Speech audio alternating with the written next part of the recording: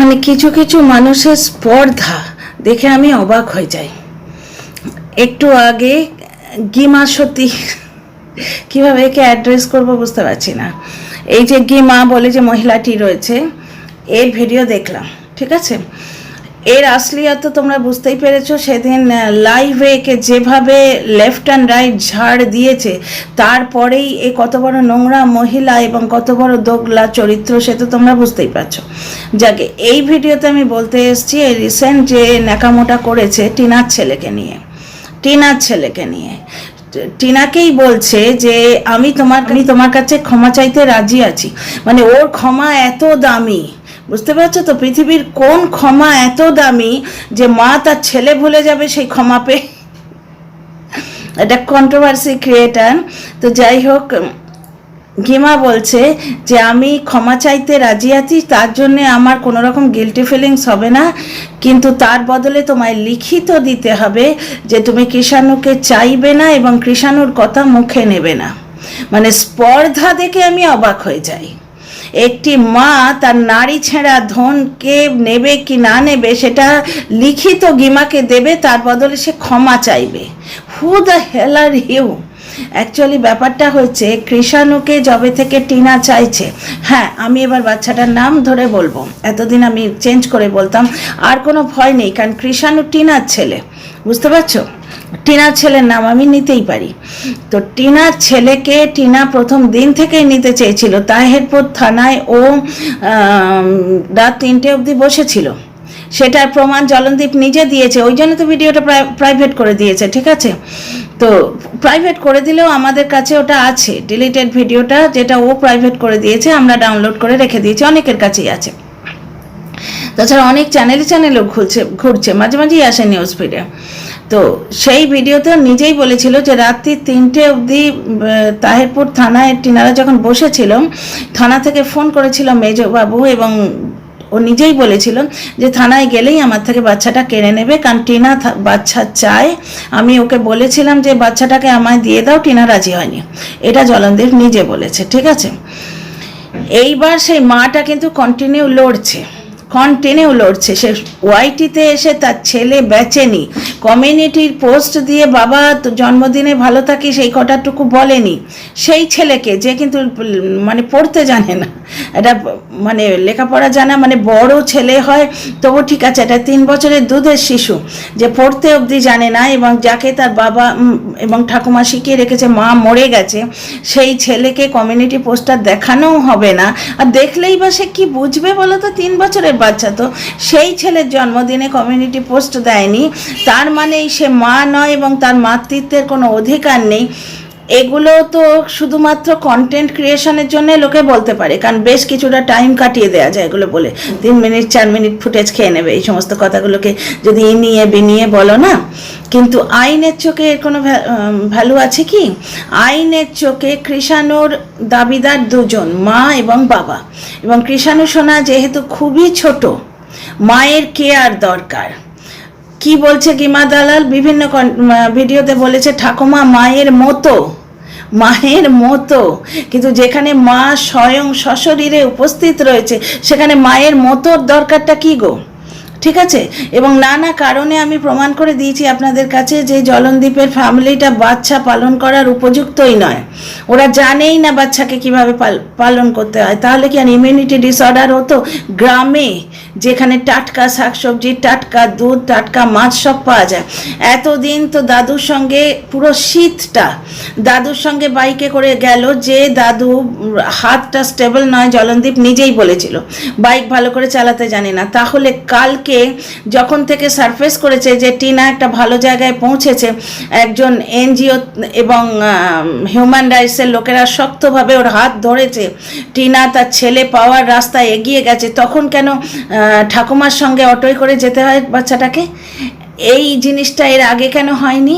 কারণ বিদেশ থেকে তো ভালোবাসা উড়ে উড়ে আসছে, নোটরূপী ভালোবাসা উড়ে উড়ে আসছে, তার তো কোনো ইয়ত্তা নেই কত ভালোবাসা আসছে। তো সেই ভালোবাসা থাকা সত্ত্বেও একটা অটো মান্থলিও তো করে দেয়া যায়। কটা টাকা লাগে?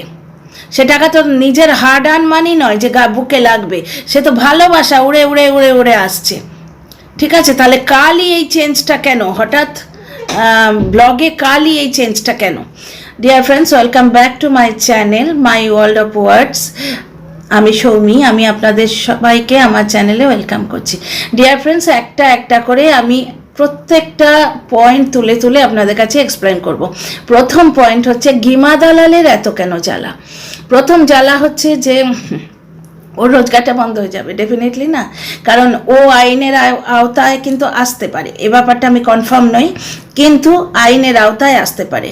দেখুন, হ্যাশট্যাগ ছাগল ফাগল ভূতের গল্প বলে যাচ্ছে, সুতরাং আমি গেস করে কিছু কথা আপনাদের সঙ্গে শেয়ার করতেই পারি। কমেন্ট বক্সে জবাব দেবেন প্লিজ।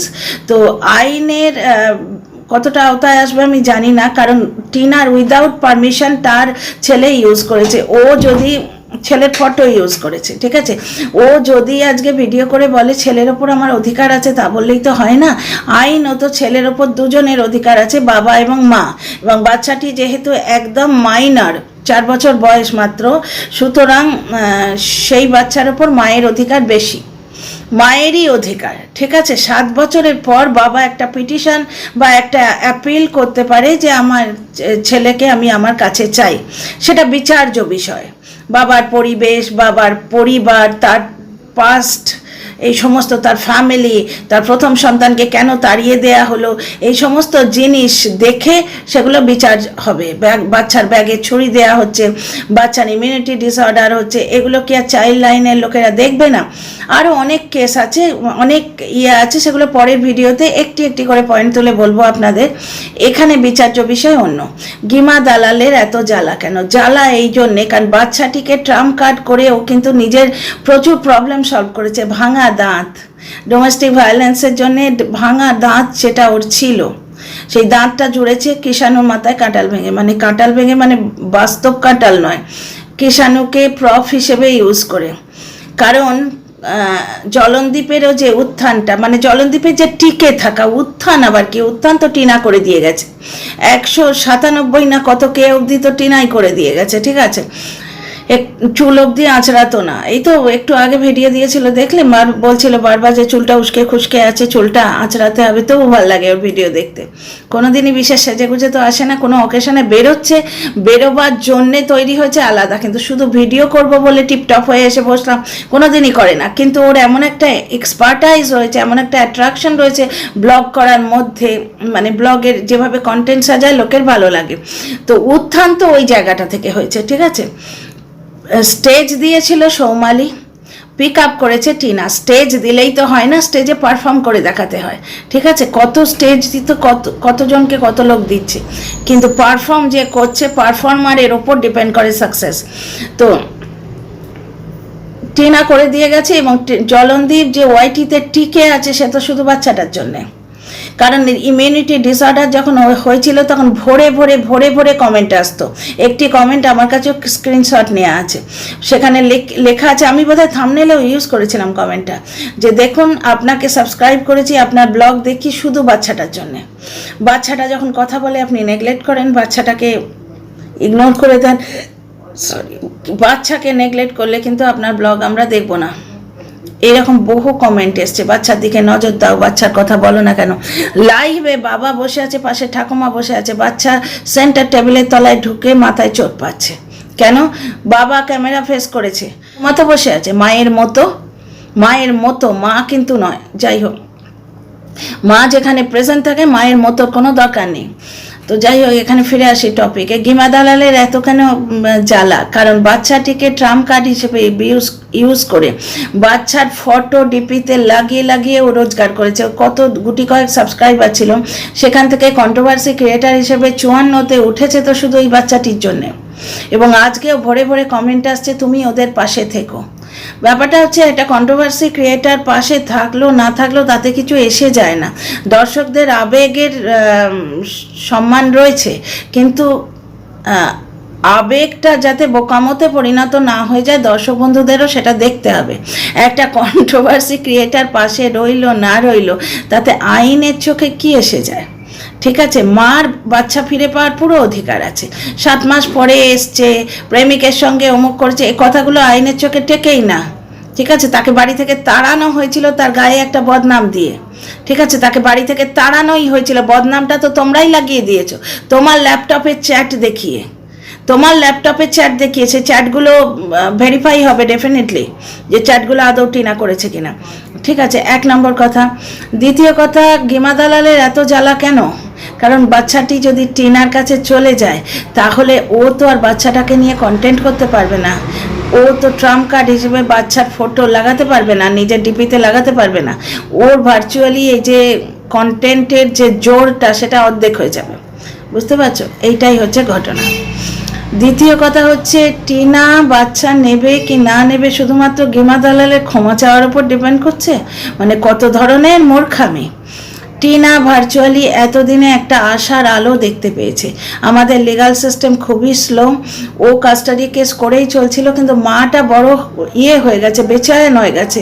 মা তো সে 7 মাস হয়ে গেল তার দুধের বাচ্চাকে দেখতে পায়নি, এমনকি জন্মদিনে পর্যন্ত তাকে ডাকেনি। সিঁদুরের দোহাই দিয়ে 3-3টে কন্টেন্ট করলো, কিন্তু জন্মদিনে সেই মাটিকে ডাকেনি। কিন্তু শুভমনস্ক বাবা হলে বা মাকে ডাকতো না যে এসো তোমার ছেলের জন্মদিন? মিউচুয়াল ব্যাপারগুলো হয়, ঠিক আছে, কিন্তু এখানে মার যে ভুলটা হয়েছে সেটা তো কন্টেন্ট, মার ভুলটা তো বেচা হবে, সুতরাং মাকে তো ডাকা হবে না। তো যাই হোক, কোনো রকম কোনো সামাজিক অনুষ্ঠান যেটা ওই বাড়িতে হয়েছে টিনাকে ডাকেনি। ঠিক আছে, এইবার টিনা এতদিনে একটা আশার আলো পেয়েছে, সেই জিনিসটি ও ছেড়ে দেবে জাস্ট গিমা দালাল ওর কাছে ক্ষমা চাইবে।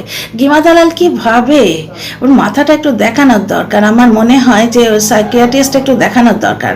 কারণ হচ্ছে এর আগেও শুনেছি, তোমার কাছে আমি ক্ষমা চাইতে রাজি আছি, তুমি বাচ্চাটাকে হোস্টেলে দিও না। বাচ্চায় হোস্টেলে দেওয়ার কোনো কথাই নেই, কোনো কথাই নেই। আকাশ থেকে পেরে নিয়ে এলো গল্পটা, তখনই আপনাদের বোঝা উচিত ছিল যে কাস্টাডি কেসটা কত পুরো দমে চলছে। আচ্ছা, টিনার পাশের বাড়িতে একটি ছেলে আছে, পাশের বাড়িতে নয়, মানে টিনার এরিয়ায় একটি ছেলে আছে যে ব্লগ করে, রাজমূল, আপনারা জানেন নিশ্চয়ই। সে পাশের বাড়ির একটি ছেলেকে ডেকে এনে টিনার সম্বন্ধে কিছু কথা বলিয়েছিল। ঠিক আছে, এই চাইল্ড লাইনের লোকেদের হাত কিন্তু সেই ছেলেটি অবধি পৌঁছে গেছে। তারা সেই ছেলেটিকে ডেকেছিল, ইন্টারভিউ করেছিল। ছেলেটি কিন্তু বলেছে যে রাজমূল দাদা আমাকে দিয়ে বলিয়েছে কথাগুলো, রাজমল দাদা আমাকে দিয়ে বলিয়েছে কথাগুলো, আমাকে শিখিয়ে দিয়েছিল, এইগুলো বলতে বলেছিল, সেই জন্য আমি বলেছি। বুঝতে পারছি, এগুলো প্রমাণ আছে, বিনা প্রমাণে তো আমি এত বড় কথা আমার ভিডিওতে বলবো না।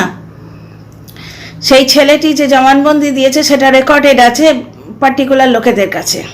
সুতরাং এইবার বুঝতে পারছো, প্রথম দিন কিন্তু আমি না জেনেই বলেছিলাম পাল্টি পিসো হেন তেনকে দিয়ে যে কথাগুলো বলিয়েছে গিমা দালাল, সেগুলো স্ক্রিপ্টেড, লিখে দিয়েছে গিমা দালাল, ওরা পড়ে মুখস্থ করে বলেছে। এই ছেলেটি আজকে ভিডিওতে মানে অন লাইন বলেছে, অন এয়ার বলেছে যে আমি ছেলেটি মানে আমাকে রাজমল দাদা শিখিয়ে দিয়েছিল তাই আমি বলেছি। বুঝতে পারছো, টিনাদের পরিবারের যথেষ্ট সুনাম আছে ওদের পাড়ায়, এটা জানা যায়, কিন্তু ওদেরই পাড়ার আশপাশের লোকেরা এটা বলেছে। তাহলে এই ভিডিওতে আমি অনেকগুলো ডাউট ক্লিয়ার করে দিলাম। প্রথম কথা হচ্ছে, গিমা দালালের অত কি গো, সে কে? ছেলে নিয়ে যখন আইনি কথাবার্তা হচ্ছে সেখানে শুধুমাত্র রক্তের সম্পর্ক, আর রক্তের সম্পর্কর মধ্যেও যারা ছেলের জন্মের জন্য দায়ী, বাবা এবং মা, সেই দুটো প্রাণী থাকবে। বাবা মার অবর্তমানে দাদু ঠাকুমা এবং দাদু দিদার স্থান আসে। আচ্ছা, এখানে যেহেতু ও বারবার দাদু ঠাকুমাকে প্রজেক্ট করছে, দাদু ঠাকুমার আদর পাবে, দাদু ঠাকুমার আদর কত পাবে কিনা আমি জানি না, কারণ বাজে ঠাকুমা বলে একটা ক্লিপ কিন্তু জলনদীপ রেখে দিয়েছিল, ওটা এডিট করেনি। সেখানে বাচ্চাটা বলেছে তুমি আমায় মারো, তুমি আমায় দুধ দাও না, হেন তেন। ঠাকুমার কত শিক্ষাগত যোগ্যতা, বা শিক্ষাগত যোগ্যতা মানে পুঁথিগত শিক্ষার দরকার নেই তো, এটা ঠাকুমা লেভেলের মানুষ, তার এক্সপিরিয়েন্সটাই তার শিক্ষা। কিন্তু একটা ঠাকুমা লেভেলের মানুষ সে আপেল এবং ছুরি বাচ্চার ব্যাগে দিয়ে দেয়, ঠিক আছে, বাচ্চাকে চিকেন পকোড়া খাওয়ায়। তা ওরা যখন ওখানে বারবার দাদু ঠাকুমাকে প্রজেক্ট করছে, এদিকেও কিন্তু একটি স্নেহপূর্ণ জায়গা আছে, দাদু এবং দিদা। এবং টিনার মার স্নেহশীল নেচার সেটা টিনার বৌদিকে দেখে বোঝা যায়। টিনার বৌদিকে বেবির মতো করে উনি আগলে রেখেছেন, এবং টিনার ঠাম্মিকে কতখানি শ্রদ্ধা এবং ভালোবাসা দিয়ে তার সেবা করছেন, তাকে যত্ন করছেন, সেটা আমরা দেখতে পাই। ঠাম্মি যাচ্ছেন যখন টিনার মা কান্নাকাটি করছিলেন, টিনার বৌদি খাটে বসে থাকে, টিনার মা সুটকেস গোছায়, ঠিক আছে, আমাকে দর্শক বন্ধুরা পয়েন্ট আউট করে দিয়েছিল, দর্শকরা বোঝে এই সমস্ত জিনিসগুলো। ভাবতে পারো জলনদীপদের বাড়িতে যে জলনদীপের মা কাজ করছে, টিনা বসে আছে। এমনি জেনারেল বাড়িতেও কিন্তু হয় না, কিন্তু এখানে সেই বাচ্চা মেয়েটি হচ্ছে বাড়ির মেয়ে, বাচ্চাই তো 18 বছরের একটি ছোট মেয়ে, সে হচ্ছে বাড়ির মেয়ে। আর মেয়েটি কি ফ্রি? কালকেও কি দেখলে নববর্ষের পুজো, নববর্ষের কেনাকাটি কারুর হয়নি, বৌদির হয়েছে, কারুর হয়নি। এবং তার জন্যে কারুর মনে কোনো ইয়ে নেই, টন্টিং নেচার নেই, আমাদের তো হলো না বৌদির হয়ে গেল, এই ধরনের নয়। বৌদির হয়েছে, আমাদের হবে হবে। আর টিনার তো জামা কাপড় হয়ই, টিনা কেনেই। টিনা এতদিনে যেন 5 বছর পরে বাঁধা পাখি ছাড়া পেয়েছে, এতদিনে যেন মেয়েটা বাঁচছে। তার তো সাল দোসালা চাই না, 100-150 টাকা জিনিসে সে খুশি হয়ে যায়, নিজের খুশি মতো নিজের রোজগারে কিনছে। ঠিক আছে, সে সম্পূর্ণভাবে কি বলবো, ক্যাপাবল, ফিনান্সিয়ালি স্টেবল। বাপের বাড়ির ওপর তার হক আছে। ওই যে বাড়িটি, ও বাড়িটিও তো ফেলনা নয়, ওটা বিদেশি স্নেহ ভালোবাসাপূর্ণ উড়ে আসা বাজে টাকার জিনিস তো নয়, ওটা কারণ মেহনতের পয়সা, টিনার বাবার সৎ পথের আর্নিংয়ের। সুতরাং ওই প্রাসাদ হচ্ছে রাজপ্রাসাদ, ওই দোতলা যে ছোট্ট বাড়িটা ওটা হচ্ছে রাজপ্রাসাদ, কারণ একটি মানুষের সৎ পথের আর্নিংয়ে তৈরি। কোনো রকম কালো টাকা বা বেইমানির টাকায় কিন্তু ওটা তৈরি নয়, ওখানে কেউ ভালোবাসা পাঠায়নি বাইরে থেকে। টিনার বাবা পাই রোজগার করে জুড়ে জুড়ে ওই বাড়ি করেছে, এবং সেই কষ্টার্জিত ধন দিয়ে যে বাড়ি করেছেন, সেই বাড়ি আশীর্বাদ স্বরূপ তার 2 ছেলে মেয়ের কাছেই থাকবে, হাফ টিনার দাদার, হাফ টিনার। তো অলরেডি টিনার কাছে তার থাকার জায়গা আছে। আর কৃষাণুর ব্যাপারটা যারা বলছে যে ওদিকে ওর অত বাড়ি জমি জমা, সে তো ওর থাকবেই, মার কাছে থাকুক বাপের কাছে থাকুক, এবং বাবা ভবিষ্যতে যদি বিয়েও করে তা সত্ত্বেও কৃষাণুর যে অধিকার সেটা তো কেউ নিতে পারবে না। পৃথিবীর যেখানেই সে থাকুক, তার যে বাবার যে অধিকার, বাবার সম্পত্তির ওপর যার যে অধিকার, সেটা তো আইনত কেউ কাটতে পারবে না, যতক্ষণ না বাবা অন্য কাউকে লিখে দেয়। ঠিক আছে, কিছু কিছু রুল আছে, পরে ভিডিওতে ডিটেলে বলবো। এখানে শুধু আমি একটাই জিনিস মানে মজা লাগছে, সেইটাই আপনাদের কাছে পয়েন্ট আউট করে দিতে আসছি, যে গিমা দালাল তার মেন যে কন্টেন্ট, সেটা হাতছাড়া হয়ে যাবার ভয়ে পাগল হয়ে গেছে। যার ছেলে, মানে বলে না যার বিয়ে তার হুঁশ নেই, পাড়াপড়শির ঘুম নেই, যার ছেলে সে রিল্যাক্স হয়ে বসে আছে, আর গিমা দালাল পাগল হয়ে ঘুরছে। আমি ক্ষমা চাইছি, টিনা রিটেন দিতে হবে টিনাকে, যে কৃষাণুর নাম পর্যন্তও করতে পারবে না, সত্য তো দিতেই হবে, প্লাস নামও নেবে না, তার বদলে কি পাবে? গিমা দালালের ক্ষমা।